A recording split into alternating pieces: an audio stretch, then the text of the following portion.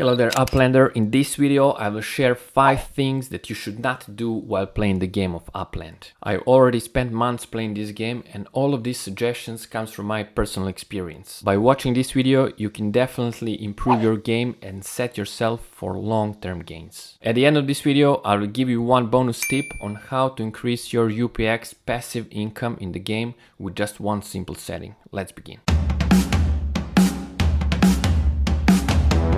Tip number 1 is especially important for beginners, and the tip is do not buy UPX for amount larger than 100 USD.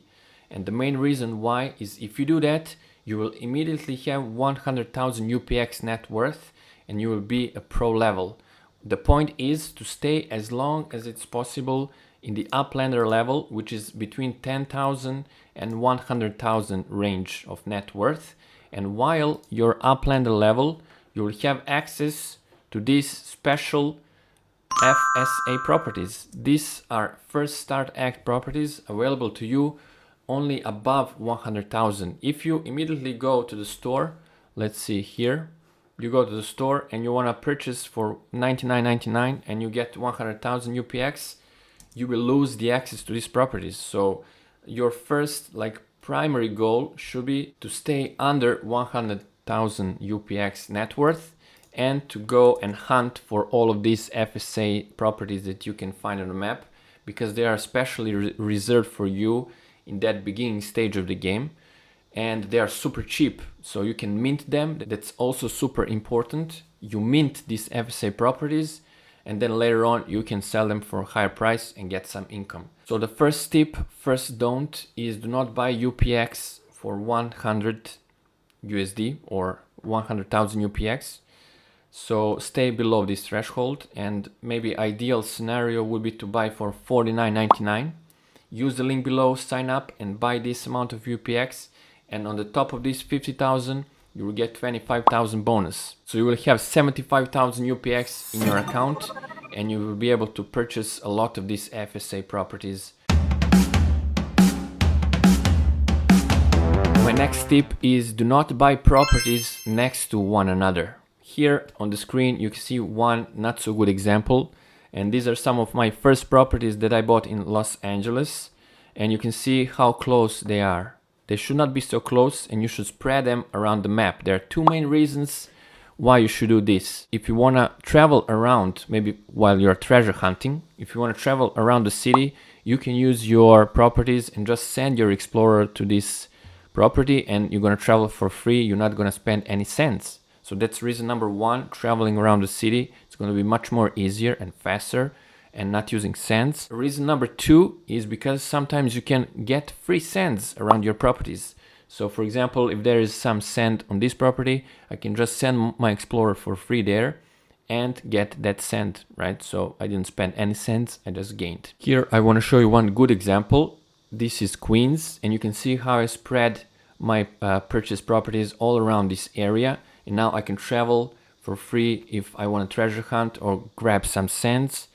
It's going to be easy, and that's the main reason why you should buy not adjacent properties. My next advice is don't buy random properties. And again, I'm coming back to my Los Angeles example, which is also not good in this way. This is my first 4 properties that I bought and it was completely random. I must agree.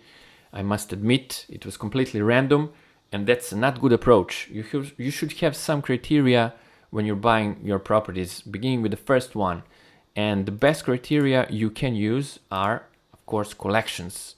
So first thing that you should focus are collections, and you should see in the city that you are what kind of collections you can fill, right? So first, maybe the best one for you is to go for City Pro and then buy 5 properties in the same city. In some way, this is like buying random properties all around the city, but still you can try to find some really interesting properties and do not go just random like with the first one that you find. And then you can also go King of the Street. This is really easy to complete, fulfill. And even though it's in the same street, you can still not buy adjacent properties and spread them because the streets could be really long. And then if you remember my previous don't, you can send your explorer around these properties and travel for free. So tip number 3 or don't number 3 is don't buy random properties.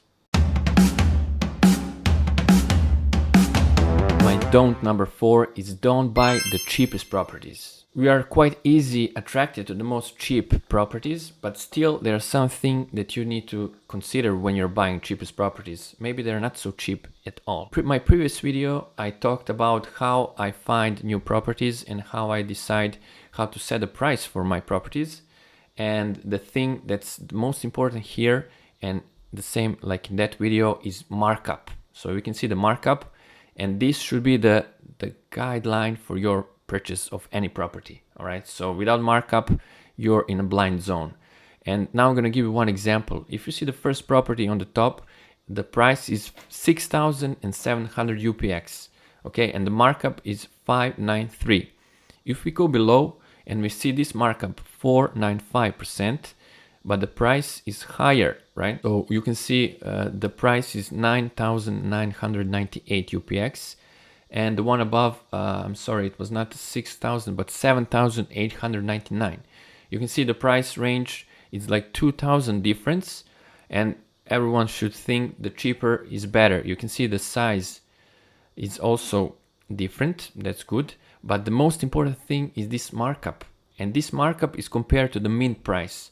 You can see here we have 2020 UPX mint price, and now the difference is like 495%, and above we have 593%.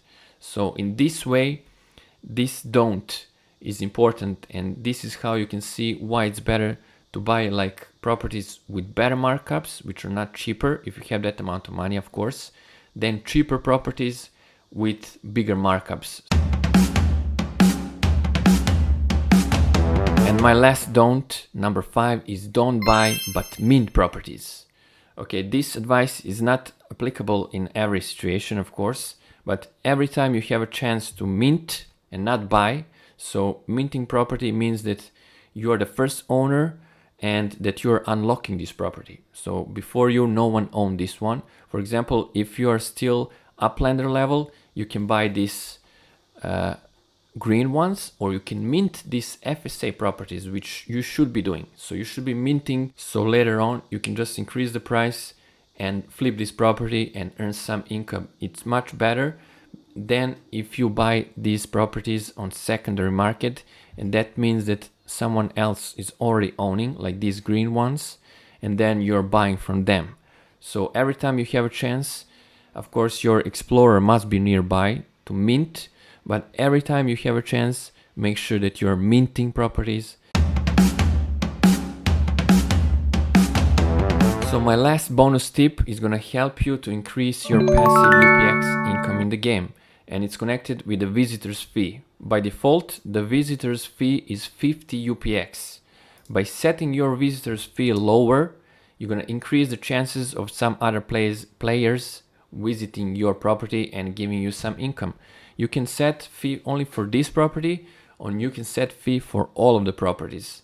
Right now I'm gonna lower, and the fee that I suggest that you should put should be around, let's say 35.